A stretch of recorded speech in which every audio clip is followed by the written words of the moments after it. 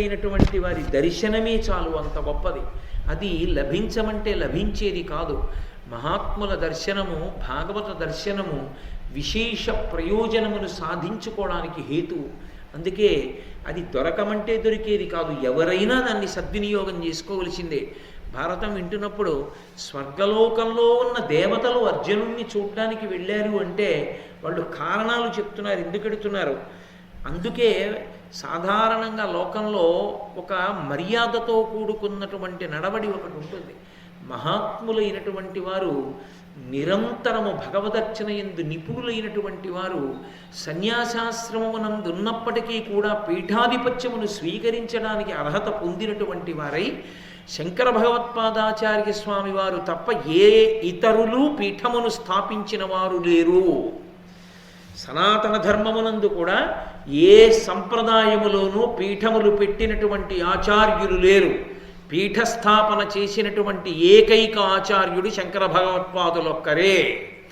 మళ్ళీ అవైదికమైన వాదనలు భరతఖండంలోకి ప్రవేశించకూడదని తూర్పున జగన్నాథులో గోవర్ధన పీఠము, పడమర ద్వారకలో కాళికాపీఠము, ఉత్తరమున బదరికాశ్రమములో జ్యోతిపీఠము, దక్షిణమున శృంగగిరిలో శారదాపీఠము ఉంచినటువంటి మహాపురుషులు శంకర భగవత్పాదులు.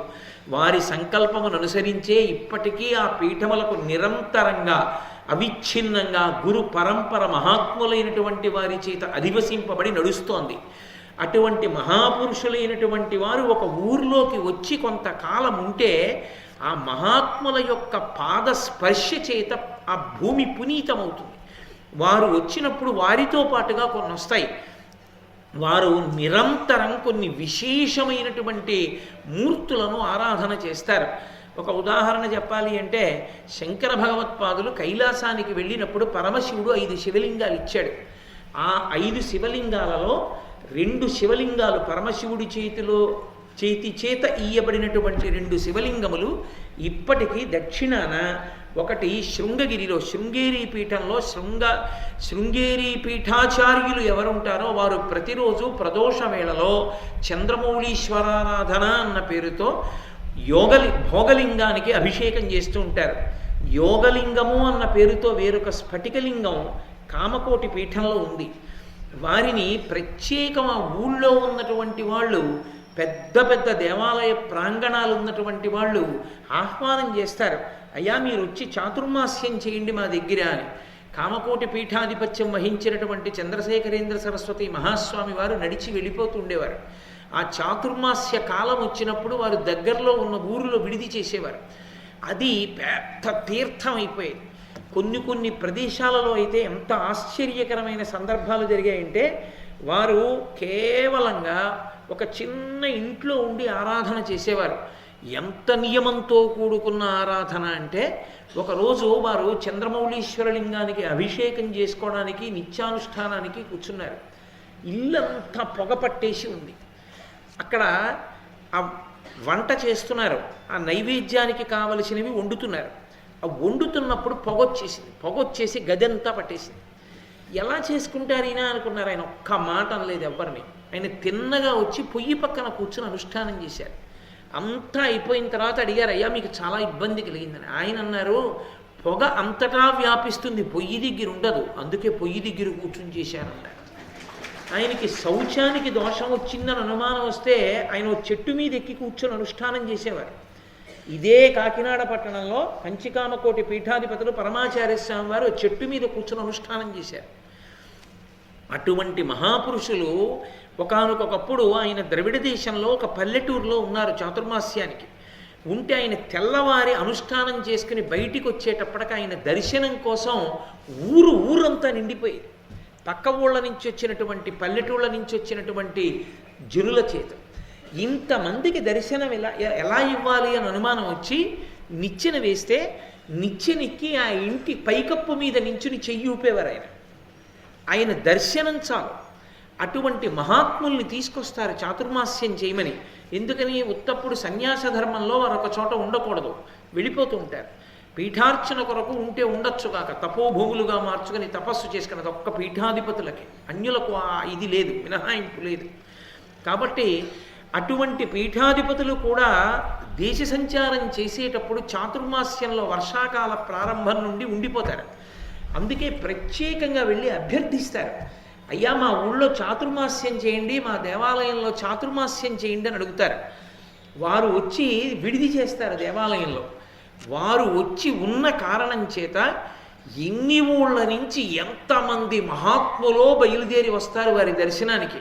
వారు సాయంకాలం అయ్యేటప్పటికీ చంద్రమౌళీశ్వరారాధన చేస్తూ ఉంటారు. కొన్ని వేల మంది వచ్చి ప్రతిరోజు తీర్థం తీసుకుంటూ ఉంటారు. అటువంటి సంప్రదాయ పీఠాలని అధివసించినటువంటి మహాపురుషులు వచ్చి చాతుర్మాస్యం చేస్తే నిజంగా ఆ ఊరు పునీతమైపోతుంది. ఎన్నో పురాణ ప్రవచనాలు జరుగుతాయి, వారి అనుగ్రహ భాషణాలు జరుగుతాయి, ఎన్నో యజ్ఞయాగాది క్రతువులు జరుగుతాయి వారి సమక్షంలో. ఎందరో విద్వాంసులు వస్తారు, ఎన్నో గ్రంథములు ఆవిష్కరింపబడతాయి. ఎంత అద్భుతంగా ఉంటుందో! ఈ భారతం చెప్పుకున్నటువంటి విశేషాన్ని అడ్డుపెట్టి శ్రీకృష్ణ పరమాత్మ అయ్యప్ప స్వామి అనుగ్రహించి మన దేవాలయ ప్రాంగణంలో కూడా ఎప్పుడైనా అటువంటి చాతుర్మాస్యం చేసుకునేటటువంటి భాగ్యాన్ని పరమేశ్వరుడు కృప చెయ్యాలని ప్రార్థన చేద్దాం.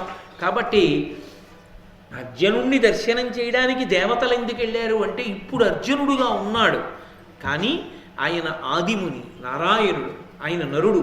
నారాయణుడు కృష్ణుడుగా ఉన్నాడు. భూభారాన్ని తగ్గించడానికి ఇంద్రపుత్రుడుగా అర్జునుడుగా భూమి మీద పుట్టాడు. అందుకని నరుడైన ఆదిముని అని, హరిసుతుడని, హరి అన్న పేరు ఇంద్రుడికి కూడా అన్వయం అవుతుంది. కాబట్టి హరిసుతుడని, ఇంద్రుడి యొక్క కుమారుడని, హరి సహాయుడని, హరికి సహాయం చేస్తాడు, ఇంద్రుడికి సహాయం చేస్తాడు ఆయన. ఇంద్రుడు అడిగాడు రాక్షస సంహారంలో దేవతలకి సహాయం చేయడానికి నువ్వు అమరావతి రావలసింది అని అడిగాడు. కాబట్టి ఆయన దేవతా సహాయకుడని, అలాగే భూభారాన్ని తగ్గించి పాపుల పీచ మణచి ధర్మ సంస్థాపన యందు అవతారాన్ని స్వీకరించేటటువంటి శ్రీ మహావిష్ణువు యొక్క ప్రయోజనానికి సహాయకుడై ఆయన యొక్క అవతార ప్రయోజనాన్ని నెరవేర్చడంలో ఉపకరణముగా భాషించేవాడని, అందుచేత హరి సహాయుడని, హరుచేతన్ వరములు వడసినవాడని. హరుడంటే పరమశివుడు. పరమశివుని యొక్క అనుగ్రహాన్ని పొంది ఆయన చేత వరములను పొందినవాడని, సురలెల్లను వచ్చి పార్థు చూచిరి ప్రీతిన్. పరమ ప్రీతితో దేవతలందరూ వచ్చి ఆ పార్థుణ్ణి చూసి దర్శనం పొంది పరమానందంతో వెడుతున్నారు. ఇంద్రుడు చూశాట, నా కొడుకు అని సంతోషాన్ని పొందాడు. అనిమిషనాథుడున్ ప్రచలితాంగద తుంగ భుజాయుగంబునన్ తనయుని కౌగిలించుకొని తక్షణజాత నితాంత సమ్మదంబున పులకాంకితాంగుడై మున్ను నిజాంకతలస్తు చేసి అత్యనగు నిజాసనార్థమున నాదట నుంచే గరంబు నిమ్మితో. ఆ అనిమిషనాథుడు అంటే కనురెప్పలు పడనటువంటి దేవతలకందరికీ కూడా అధినాయకుడైనటువంటి దేవేంద్రుడు ఆ పెద్ద పెద్ద చేతులు ఇలా కదిపితే ఆయన పెట్టుకున్నటువంటి భుజకీర్తులు కంకణములు శబ్దం చేస్తుంటే ఆ చేతులెత్తి ఆ అర్జునుణ్ణి గట్టిగా కౌగిలించుకొని పులకాంకిత గాత్రుడయ్యేటంటే ఒళ్ళంతా కూడా పులకాంకురములు వచ్చినటువంటి వాడై పరమ సంతోషాన్ని పొంది ఆయన కూర్చునేటటువంటి ఆసనంలో అర్ధభాగం ఇచ్చి అర్జునుణ్ణి తీసుకొచ్చి తన తొడ మీద కూర్చోపెట్టుకొని తర్వాత తను కూర్చున్న సింహాసనానికి అర్ధభాగం ఇచ్చి దాని మీద ఇంద్రుణ్ణి కూర్చోపెట్టుకున్నాడు. ఇందులో ఎంత ఇంద్రుడైనా ఆయన ఒక తండ్రే. కొడుకుని చూసి వాడు ప్రయోజకుడు అవనివ్వండి, అప్రయోజకుడు అవనివ్వండి, పుత్రగాత్ర పరిష్వంగం అంత గొప్పది అని.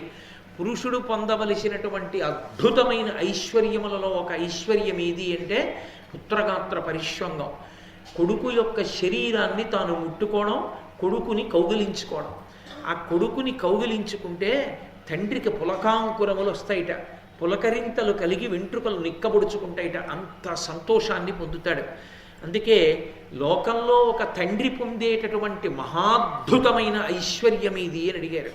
తండ్రి కొడుకు ఒక చూరు కింద పడుకోవడమే అన్నారు.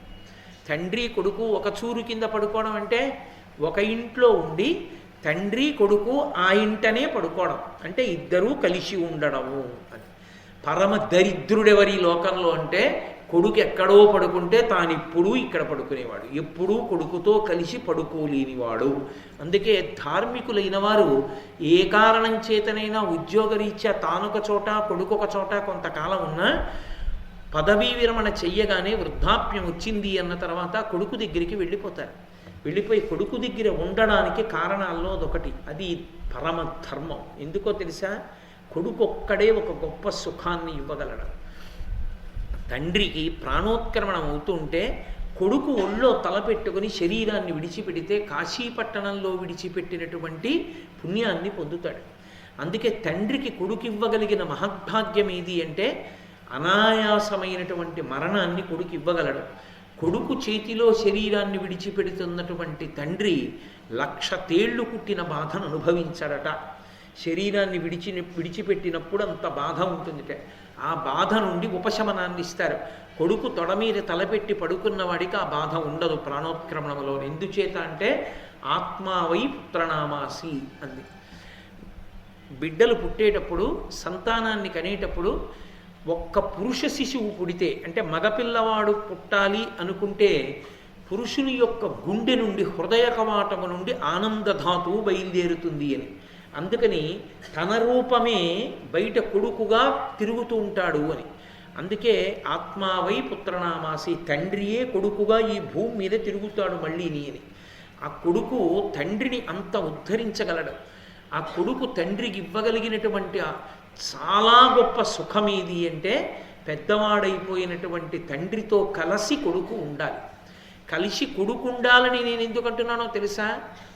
ఖచ్చితంగా వృద్ధాప్యం వచ్చిన తర్వాత పసిపిల్లవాడికి ఎటువంటి మూర్ఖత్వం వస్తుందో అటువంటి అర్థం లేని ఆలోచనలు మంకుపట్టు తండ్రికి రావచ్చు. కానీ దిద్ది అటు ఇటు పోతానన్న పిల్లాన్ని బలవంతంగా తీసుకొచ్చి యోగక్షేమముల కొరకు పక్కన పెట్టుకున్నటువంటి తండ్రిలా మీరు మాట్లాడకండి నాన్నగారు అని చెప్పి తండ్రిని తీసుకెళ్ళి తన దగ్గర పెట్టుకునేటటువంటి అధికారము కుమారునకున్నది. కొడుకు చూడాలి తండ్రి యొక్క యోగక్షేమాలు, తండ్రి సంతోషాన్ని చూడాలి. రాత్రి తండ్రి పడుకుంటే వచ్చి కాళ్ళు పట్టి తండ్రి సంతోషంగా ఆకాశం వంక చూస్తూ, నక్షత్రాల వంక చూస్తూ, బలిరే కంటిని సప్త జలధి ప్రావేష్టితాఖండ అని 4 పద్యాలు చదువుకుంటుంటే, నాన్నగారు చిన్నప్పుడు మీరు చదివిన పద్యాలు నాకు ఇంకా గుర్తున్నాయండి అని కొడుకు చదువుతుంటే, ఆ కొడుకు కాళ్ళు పట్టి వెళ్ళిపోతే తండ్రి ఎంత గాఢ నిద్రపోతాడో, ఎంత సంతోషపడిపోతాడో. కొడుకుతో కలిసి అన్నం తినడం, కొడుకుతో కలిసి ఒక ఇంట్లో పడుకోవడం, కొడుకు ప్రేమ పురస్సరంగా పలకరిస్తే సేద తీరడం, ఈ లోకంలో మర్త్యలోకంలో తండ్రికి ఇయ్యబడినటువంటి మహాద్భుతమైన ఆభరణములు. తండ్రి అపారమైన సంతోషం పొందేది దేనికోట తెలుసా? వచ్చీరాని మాటలతో కొడుకు మాట్లాడినప్పుడు. అందుకే తనయుల సంభాషణములు జనకులకున్ కర్ణయుగళి సద్భూషణములు అంటారు పోతన గారు భాగవతంలో. వచ్చీరాని మాటలు మాట్లాడినటువంటి కొడుకు మాటలు తండ్రి చెవులకు పెట్టుకొని ఆభరణములట. అంత సంతోషిస్తాట కొడుకు మాటలు చూసి. ఇక పరిణితి పొంది చదువుకుని సంస్కారవంతుడై ధర్మాత్ముడై అతను శాస్త్రాన్ని మాట్లాడుతూ మంచి మాటలు మాట్లాడుతుంటే ఆ కన్న తండ్రి ఎంత మురిసిపోతాడు. నా కొడుక్కి శ్రీరామ రక్ష వాడలా ఉండాలని తండ్రి సింహాసనం దగ్గరికి వెళ్ళి నమస్కారం చేశాడు. తాను పెద్దవాడైపోయి తాను ఇక కూర్చోలేకపోతుంటే తాను హాయిగా కూర్చుని మానస పూజ జపం చేసుకుంటే, కొడుకు గంట వాయిస్తుంటే వెళ్ళి కొడుకు ఇస్తున్న నీరాజనాన్ని తాను కళ్ళకద్దుకుంటుంటే, తన కట్టుకున్నట్టు పంచె కట్టుకుని తను చేసినట్టు వాడు పూజ చేసి తను అలంకరించినట్టు అలంకరించి వాడు నీరాజనం ఇస్తుంటే తండ్రి పుచ్చుకుంటే ఆ తండ్రి ఎంత మురిసిపోతాడు. పర్వదినాల్లో ఒరే నేను ముందు చేస్తాను రా అని తండ్రి చేస్తే వెనక కొడుకు చేస్తే ఎంత సంతోషంగా ఉంటుంది. అసలు నిజంగా తాత కొడుకు మనవడు ఆ పైది పేరాశ అనకూడచ్చో అనకూడదో అని నేను అనలేదు. కనీసం ఓపికండగా తాత తండ్రి మనవడు, తాత కొడుకు మనవడు ముగ్గురు పేటేసి కూర్చొని సంధ్యావందనం చేసుకుంటుంటే, ఇంటి పెద్ద ఆవిడ వాళ్ళు ముగ్గురు సంధ్యావందనం చేసుకుంటుంటే ఆవిడ చల్ల చిలుక్కుంటూ వంట చేస్తుంటే దాని ముందు సాటండి లక్షలు వేలు కోట్లు ఏమి మహదైశ్వర్యం అది. అది ఐశ్వర్యం అంటే ఏంటి? కాబట్టి కొడుకు కొడుకే, తండ్రి తండ్రి. దానికన్నా ఇంకా ఏదో గొప్పదనుకున్న వాళ్ళకి ఒక నమస్కారం. కాబట్టి అటువంటి అనిమిషనాథుడైనటువంటి వాడు, కనురెప్పలు పడని దేవతలకు తండ్రి అయినటువంటి ఇంద్రుడు అర్జునుణ్ణి కౌగలించుకొని పులకాంకితగాత్రుడై మురిసిపోయాట. అంటే ఇంద్రుడే అంత ఆనందాన్ని పొందితే లోకంలో ఏ తండ్రి ఆ ఆనందాన్ని పొందాలని కోరుకోడు. ఐరావతం యొక్క కుంభస్థలం మీద తరచుగా తన అరచేతితో కొట్టి దాన్ని అటు ఇటు నడిపించడంలో కఠినమైనటువంటి ఆ ఏనుగు యొక్క కుంభస్థలం రాపిడి చేత కాయలు కాచి కరుకు తేరినటువంటి తన చేత్తో అర్జునుడి యొక్క సర్వాంగములను స్పృశించి ఓసారి చేయి పట్టుకుని ఓసారి వీపు మీద చెయ్యేసి, అబ్బా ఏమి భుజాలు మా వాడివి, వీటికే కట్టుకుంటాడు అక్షయ బాణతూణీరాలు అని ఓసారి ఆ భుజాలు ముట్టుకుని, అబ్బా ఎంత పెద్ద వీపురా మా వాడిది, కవచం కట్టుకుంటే అందుకే అంత అందంగా ఉంటాడు అని ఆ వీపు ముట్టుకుని ఆ కొడుకుని 10 మాటలు ముట్టుకుంటే అసలే కరుకు తేరిన చెయ్యేమో ఆ చెయ్యి మీద పడుతుంటే నాన్నగారు పిచ్చి ప్రేమతో ముట్టుకుంటున్నారని అర్జునుడు నిరోధించకుండా ఊరుకుంటే ఆ ముట్టుకుని మురిసిపోతున్నట్ట ఇంద్రుడు. ఒకే ఆసనం మీద తండ్రితో కలిసి అర్జునుడు కూర్చునుంటే అక్కడ ఉండేటటువంటి అప్సరోగణములన్నీ కూడా బంగారు దండములు కలిగినటువంటి చామరాలు పట్టుకుని ఆ దేవతలు, గంధర్వులు, సిద్ధులు, విద్యాధరులు మొదలైనటువంటి వారు ఆ అర్జునుడికి ఇంద్రుడికి పూజ చేస్తూ ఆ చామరాలు వేస్తూ వాళ్ళని సంతోషపెడుతున్నారట. చామరం ఎందుకు వేస్తారు అంటే బడలిక నుండి విశ్రాంతి కలుగుతుంది. చామర సేవ అని అది ఒక్క దేవతలకే చేస్తాం, లేకపోతే విష్ణువాంశ లేనివాడు పృథివీపతి కాడు కనుక పూర్వం మహారాజులకు వేసేవారు చామరం. ఆ చామరం వేశారు అంటే ఈశ్వరుడికి బడలిక తీరుతుంది, పరమేశ్వర మూర్తికి కూడా ఆకలి ఉంటుంది. అందుకే ఒక దేవాలయంలో విగ్రహాన్ని ప్రతిష్టాపన చేసిన తరువాత శౌచ్యంతో వండి తగినంత నైవేద్యం పెట్టకపోతే ఈశ్వరుడు ఆకలితో ఆర్తి పొందుతాడు. అందుకే కామకోటి పీఠాధిపత్యం వహించిన మహాపురుషులు పరమాచార్య స్వామి తరచుగా ఒక మాట చెప్పేవారు, కొత్త దేవాలయాలు కట్టేకండి, ఉన్న పాడుపడిపోయిన దేవాలయాలు పునరుద్ధరించండి అనేవారు. కొత్త దేవాలయాలు కట్టేయడం చాలా తేలికే, కట్టిన దగ్గర నుంచి అందులో కాస్త శ్రీ సూక్త పురుష సూక్తాలతో అభిషేకం చేయడానికి నమక చమకాలు వచ్చినవాడు కూడా అర్చకుడుంటే ఆ దేవాలయంలో నైవేద్యం పెట్టడానికి తగినటువంటి సాధన సంపత్తి ఉండదు. ఆ వంట చేయడానికి ఓ వంటశాల, అందులో శౌచంతో వంట చేసి స్వామికి తీసుకొచ్చి అన్నాన్ని నైవేద్యం చేయడం, ఏదో కూర నైవేద్యం పెట్టడం చేసేవాడు ఉండడు. ఒక్కొక్క విగ్రహం యొక్క శక్తి అంత ఎందుకు నిలబడుతుందో తెలుసా? అక్కడ చేసేటటువంటి నైవేద్యం వల్ల నిలబడుతుంది. మీరు చూడండి, వెంకటాచలము, శ్రీశైలము మొదలైనటువంటి క్షేత్రములకు ఆ శక్తి నిలబడడానికి కారణాల్లో ఒకటి అక్కడ జరిగేటటువంటి రాశి నైవేద్యం. దానికి కూడా ఆగమంలో విశేషమైనటువంటి ఫలితం ఉంటుంది. కాబట్టి అక్కడ చేసేటటువంటి పనికి అంత విశేషం ఉంటుంది. భగవంతుడు కూడా బడలిపోతాడు. ఆయనకి తీసుకెళ్ళి మనం అభిషేకం చేసేస్తే చేతిలో దొరికింది కదా అని బిందెను అలా పోసేస్తాం, మళ్ళీ వెంటనే పదార్థం పోసేస్తాం. ఆయన కూడా అలిసిపోతాడు.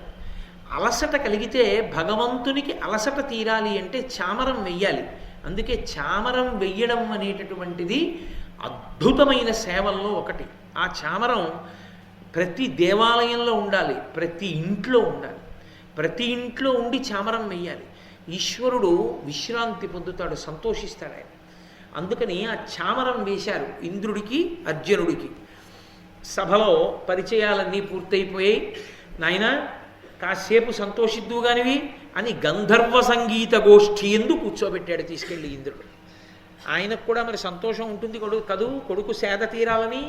అందుకని తీసుకెళ్ళి అది గంధర్వ సంగీత గోష్ఠి, గంధర్వ సభ అన్న మాటకు అర్థం ఏమిటో తెలుసా?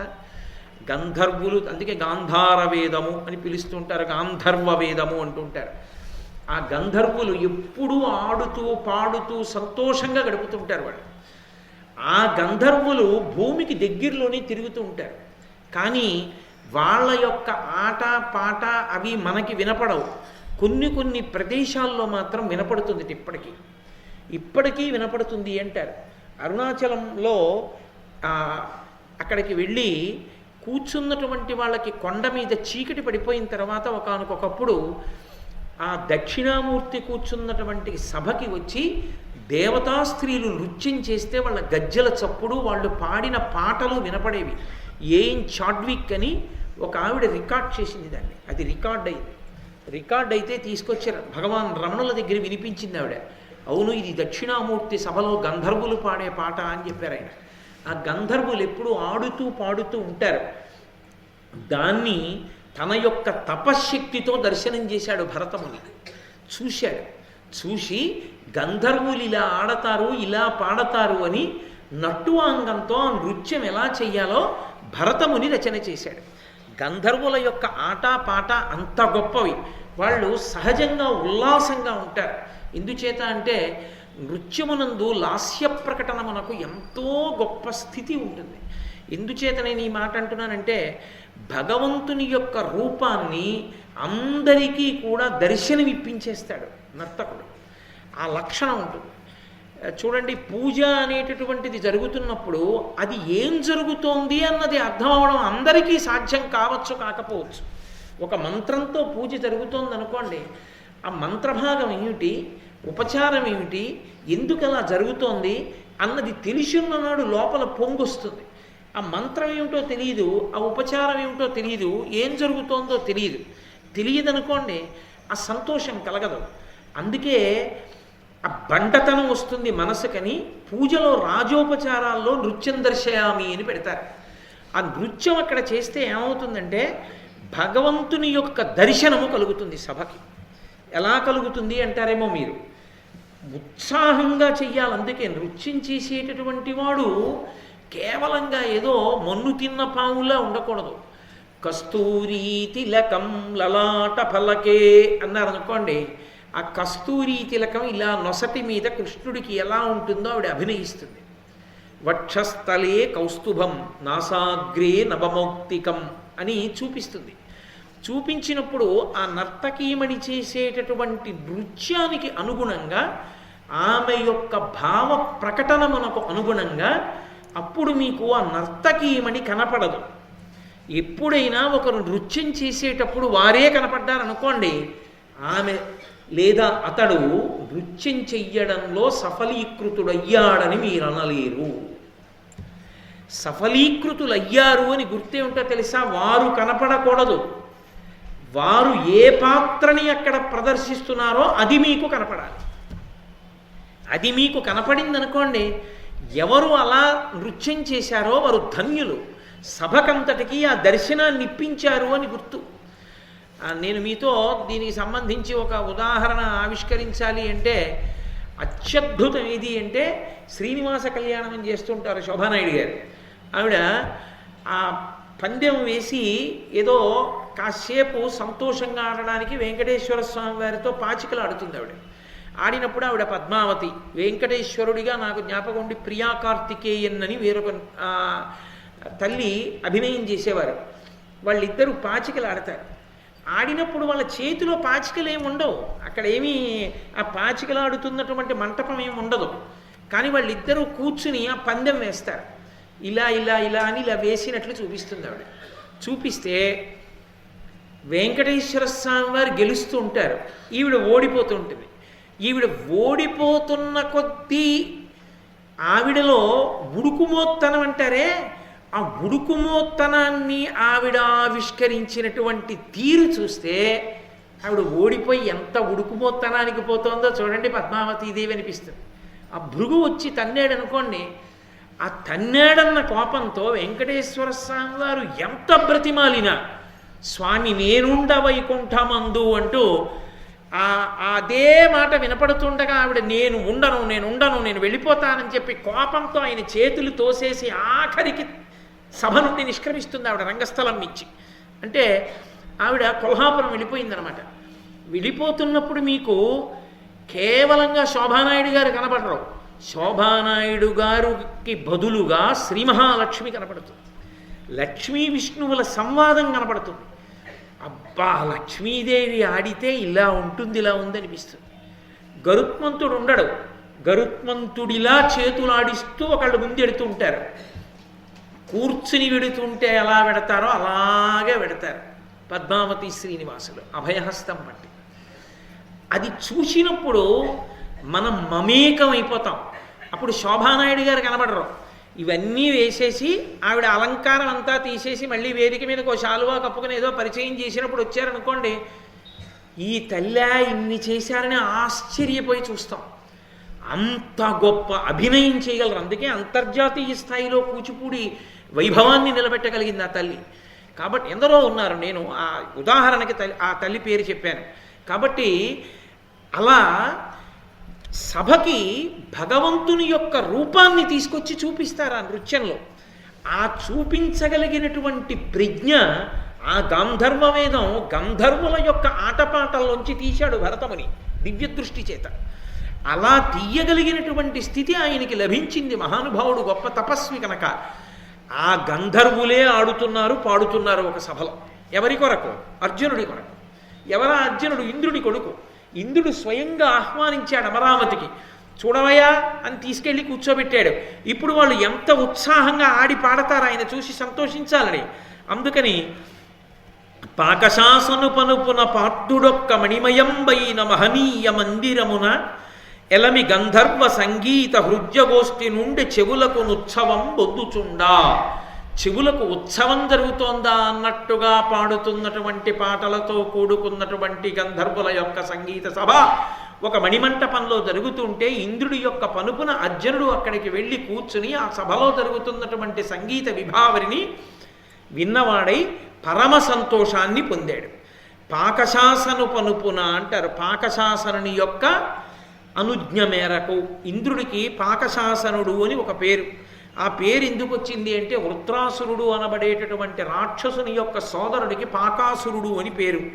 ఆ పాకాసురుణ్ణి ఇంద్రుడు చంపాడు కనుక పాకశాసనుడు అని పేరు వచ్చింది. ఇంకొకటి, యజ్ఞయాగాది క్రతువులు చేసినప్పుడు ఆ హవిస్సు గుచ్చుకొని అందరినీ రక్షించేటటువంటి లక్షణం ఉన్నవాడు కనుక కాదు. ఒకానొకప్పుడు మీరు ఏడవకండి ఏడవకండి అంటూ మరుత్తులు గర్భంలో ఉండగా అదితి గర్భములో ఉన్నటువంటి పిల్లలని ముక్కలుగా కొట్టి గర్భరక్ష చేసినటువంటి వాడు కనుక ఆ పిల్లల్ని అదితి ప్రార్థన మేరకు రక్షించినటువంటి వాడు కనుక పాకశాసనుడు అని పేరు వచ్చింది. కాబట్టి ఆ పాకశాసనుడైనటువంటి ఇంద్రుని యొక్క ఆనుజ్ఞ మేరకు అర్జునుడు ఆ సంగీత సభలో కూర్చుని గంధర్వుల యొక్క గోష్ఠిని విన్నాడు. ఆ అర్జునుడు చంద్రోదయ వేళ అయిపోయింది. తన చెయ్యవలసినటువంటి నిత్యకృత్యాలు పూర్తి చేసుకున్నవాడై విశ్రాంతి తీసుకోవడానికి ఒక అద్భుతమైనటువంటి శయనాగారాన్ని ప్రవేశించి హంసతూలికా తల్పం మీద పడుకుని ఉన్నాడు. ఆయన ఇంకా నిద్రపోలేదు. పడుకుని ఉన్నటువంటి సమయంలో దేవవేశ్య అయినటువంటి ఊర్వశి, ఆ ఊర్వశి మహాచమత్కారం. ఎందుచేత అంటే ఊర్వశి అంటే కేవలం ఒక దేవవేశ్య అని మీరు భావన చెయ్యకూడదు. ఊర్వశి యథార్థమునకు అద్వైత సిద్ధాంతమునకు ప్రాణప్రదమైనటువంటి ఆనందహేతువైన స్థానాన్ని చెప్తుంది. శ్రీ మహావిష్ణువు ఋషిస్వరూపంగా తపస్సు చేసుకుంటున్నటువంటి సమయంలో ఆయన్ని మోహపెట్టడానికి ఇంద్రుడు ఎందరో కాంతల్ని పంపించాడు. ఆ కాంతలు వచ్చారు. అకారణంగా వసంత ఋతువు వచ్చింది, కోయిల కూస్తోంది. బహిర్ముఖులై అందులో అందరూ సంతోషాన్ని వెతుక్కుంటారు. కానీ శ్రీ మహావిష్ణువు కళ్ళు విప్పి చూసి ఆ నృత్యం చేస్తున్నటువంటి అప్సరోగణం మీద మనసు పోనివాడై తన తొడని చరిచారు. చరిస్తే తొడలోంచి ఒక అందగత్తె బయటికి వచ్చింది. ఊరువులలోంచి బయటికి వచ్చింది కాబట్టి ఊర్వశి. ఎక్కడుంది అసలు ఆనందం అంతా? ఆమె అందం ముందు మిగిలిన వాళ్ళ అందం ఎందుకు సరిపోలేదు. వాళ్ళు సిగ్గుపడి వెళ్ళిపోయారు. అంటే అసలు నిజమైన ఆనందం ఎక్కడున్నది అంటే మనలో ఉన్నది, బయట లేదు అని చెప్పేటటువంటి అంతర్లీనమైన సిద్ధాంతమునకు ప్రతీక ఊర్వశి. ఊర్వశి విష్ణువు యొక్క ఊరువుల నుండి ఉద్భవించినది, మహాందగత్తె. కాబట్టి పురూరవుడంతటి వాడు కొంతకాలం ఆమెతో ఉన్నందుకు మతిపోయినటువంటి వాడై ఆ ఊర్వశి కోసం తిరిగి తిరిగి తిరిగి తిరిగి ఒకటిగా ఉన్న అగ్నులు త్రేతాగ్నులన్న పేరుతో మూడవడానికి కారణం ఈ ఊర్వశిని మరిచిపోలేక ఆయన చేసి 2 వెదురు కర్రల్ని పెట్టి ఆయన రాపాడించినటువంటి స్థితి వలన త్రేతాగ్నులు పుట్టే. అది వేరు కథ అనుకోండి. ఇప్పుడు దాన్ని నేను స్పృశించానంతే. కాబట్టి ఆ ఊర్వశి అంత విశేషమైనటువంటి తల్లి.